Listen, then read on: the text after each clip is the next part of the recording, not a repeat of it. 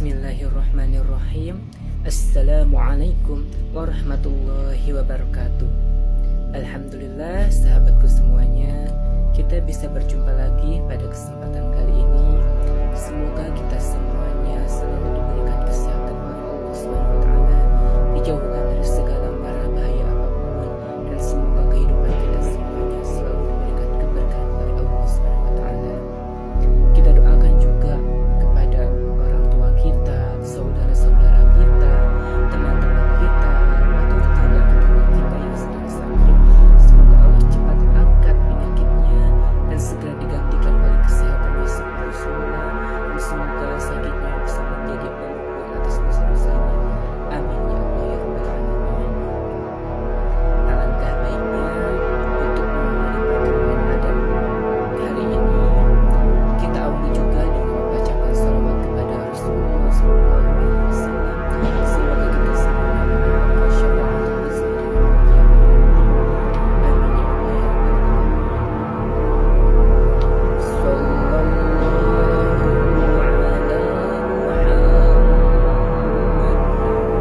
Sallallahu ala Muhammad. Sallallahu alaihi wasallam. Sahabatku semuanya, di minggu kemarin atau di video sebelumnya kita sudah membahas setengah dari syarat wudu. Insya Allah kita akan lanjutkan lagi syarat wudu yang selanjutnya atau syarat wudu yang setengahnya lagi pada hari ini. Bismillahirrahmanirrahim. Wal ilmu jeung wudunya dipardiatihi kana parduanana wudu wa alla ya'taqida sareng ulah netatkeun parduan hiji pardu yang dihi dina pirang-pirang kaparduanana wudu sunatan sunat wal ma'tahuru sareng caina kudu anu nyucikeun wadukhulul waqti sareng kudu geus manjing waktu wal mualatu sareng kudu tuluy-tuluy lida imil hadasi pikeun jalma anu langgeng hadas. Sahabatku semuanya, kemarin kan kita sudah membahas syarat wudhu itu semuanya ada 10.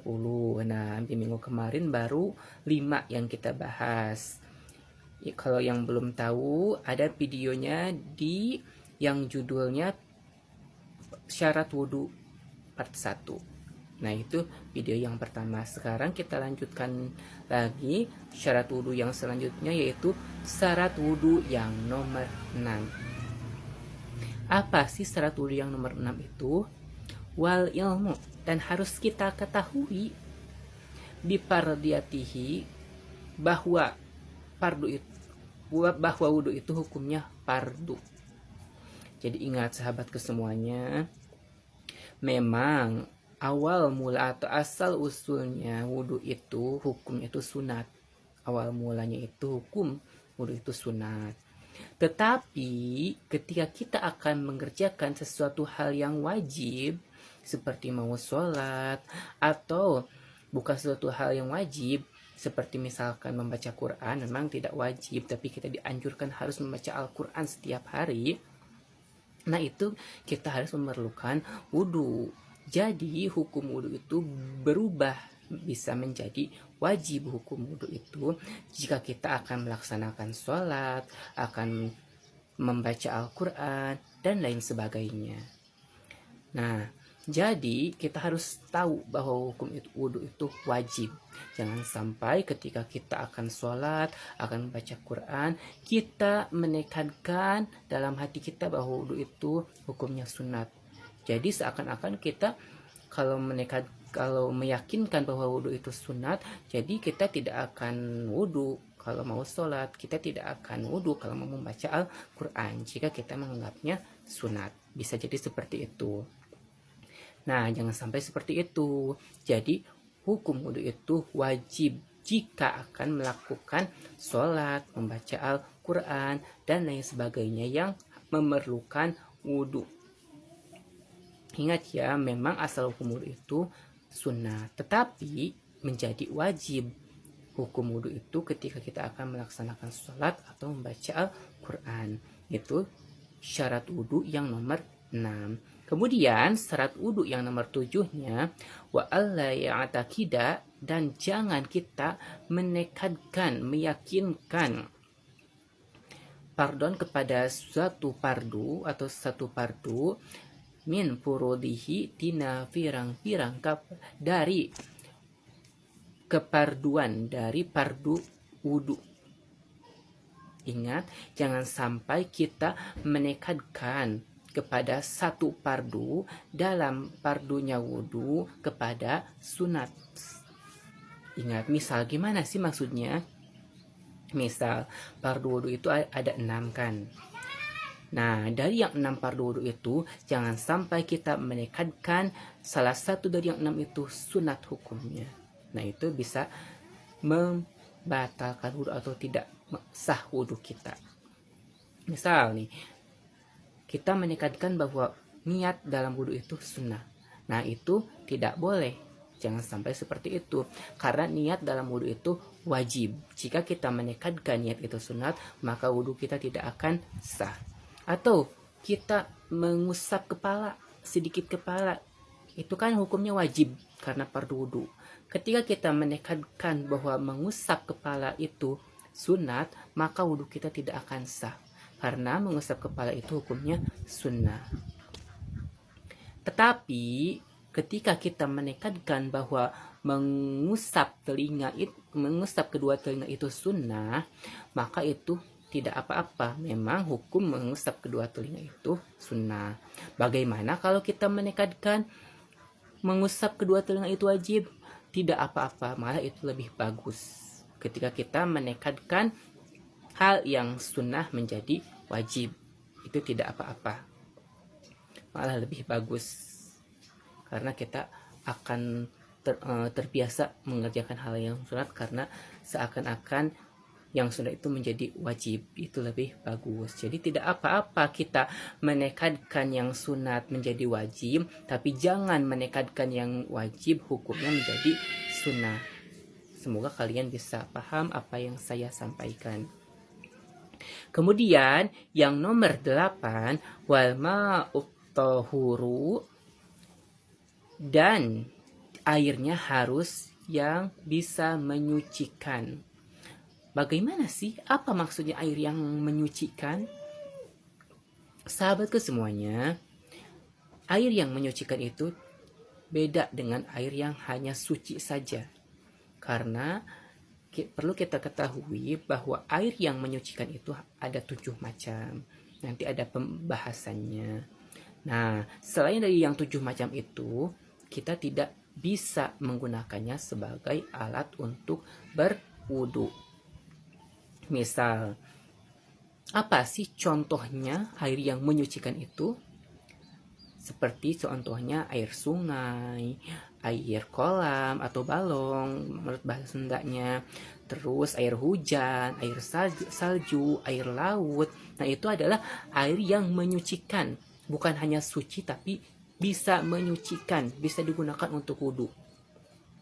Lalu apa bedanya dengan air yang hanya suci saja, tidak menyucikan? Nah, contoh air yang suci saja itu tidak menyucikan, contohnya misalkan air jus, terus air pop es, air marjan, air sirup, air kelapa, air kopi, susu, gula. Nah, itu tuh airnya hanya suci tapi tidak bisa menyucikan, dalam artian tidak bisa dipakai untuk berwudu.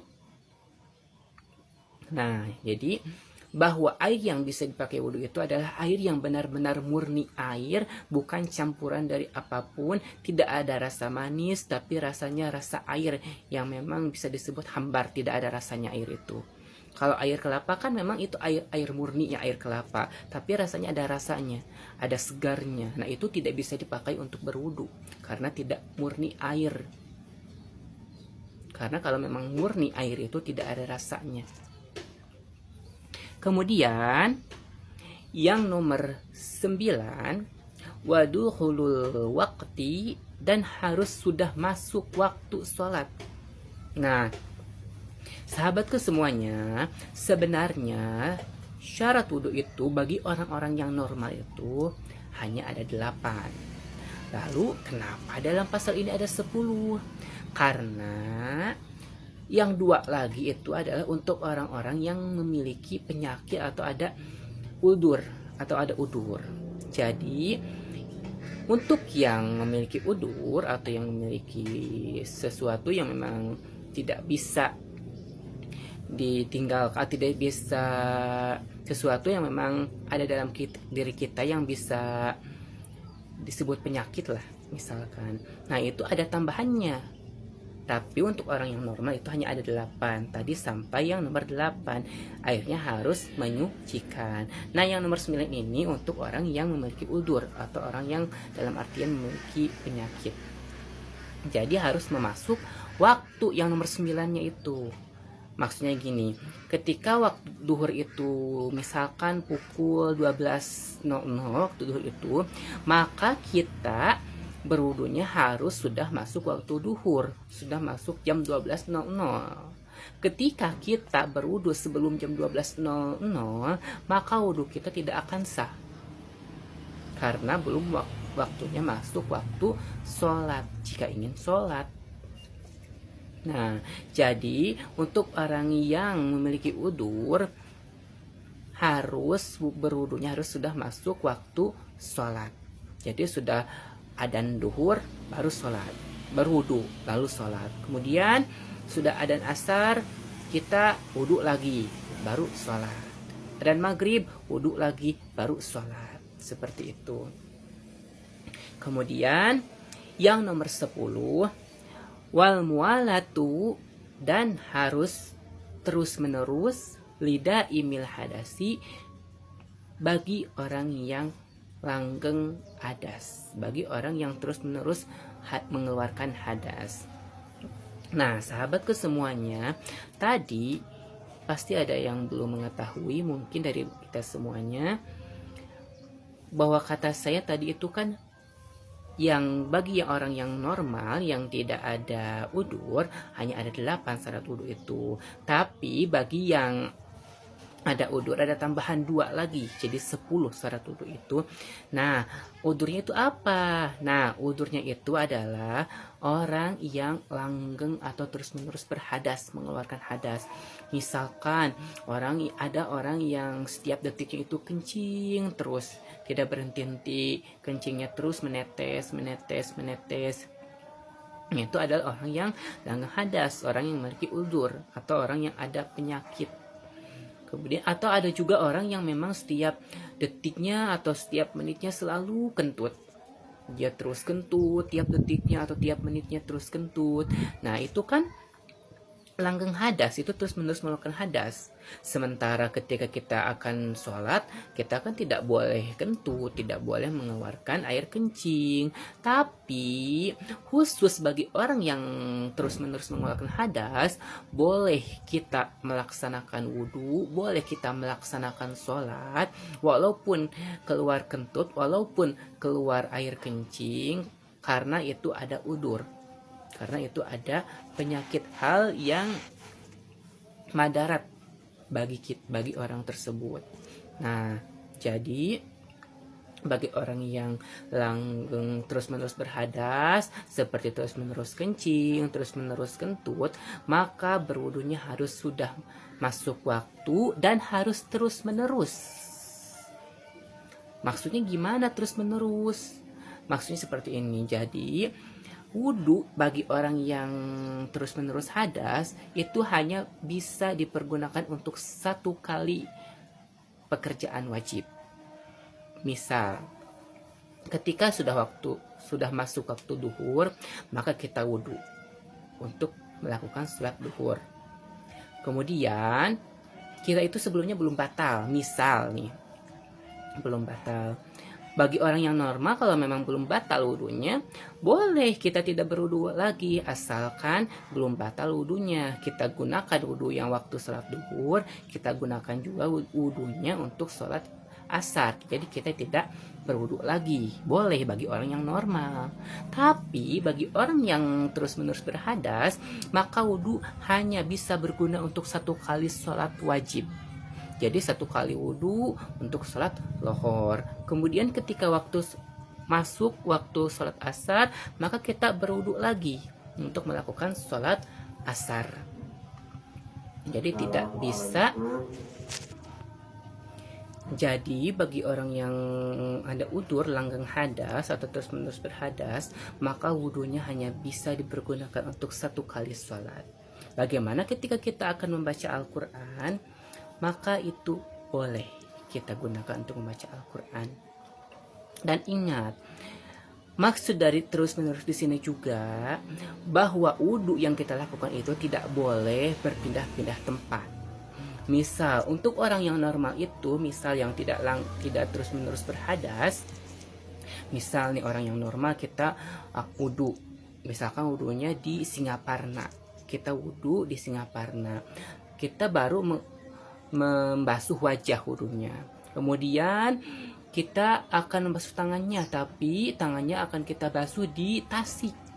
Nah itu boleh bagi orang yang tidak langgeng hadas, tidak terus-menerus berhadas, asalkan orang tersebut belum batal wudhunya, belum kentut, belum kencing, atau hal-hal yang membatalkan wudhu. Nah itu boleh wudhunya, wudhu wajahnya di Singaparna, kemudian tangannya di tasik, kemudian kakinya mengusap kepalanya di Ciamis, kemudian membasuh kedua kakinya di Banjar. Itu boleh asalkan belum batal wudhunya. Tapi bagi orang yang langgeng hadas, yang terus-menerus berhadas, maka wudhunya harus di satu tempat, tidak boleh berpindah-pindah. Mulai dari niat sampai ke membasuh kedua kaki itu harus di tempat itu juga diselesaikan. Tidak bisa kita wudhu wajahnya di Singaparna, wudhu tangannya di Tasik. Itu tidak bisa bagi orang yang langgeng hadas atau terus-menerus berhadas. Semoga pembahasan kali ini bisa dipaham oleh kalian semua. Jadi kesimpulannya bahwa syarat wudhu yang nomor 6 itu adalah kita harus mengetahui tentang keparduan wudhu. Yang nomor 7, jangan sampai kita menekankan pada satu fardu dalam keparduan wudhu kepada sunat. Yang nomor 8, airnya harus menyucikan. Yang nomor 9, harus sudah masuk waktu sholat. Dan yang nomor 10, harus terus-menerus bagi orang yang langgeng atau terus-menerus berhadas. Sekian pembahasan kali ini, semoga ada manfaatnya, khususnya bagi saya, umumnya bagi kalian semua yang mendengarkan video ini. Kurang lebihnya mohon maaf. Wallahu muwaffiq ila aqwamit thoriq. Wassalamualaikum warahmatullahi wabarakatuh.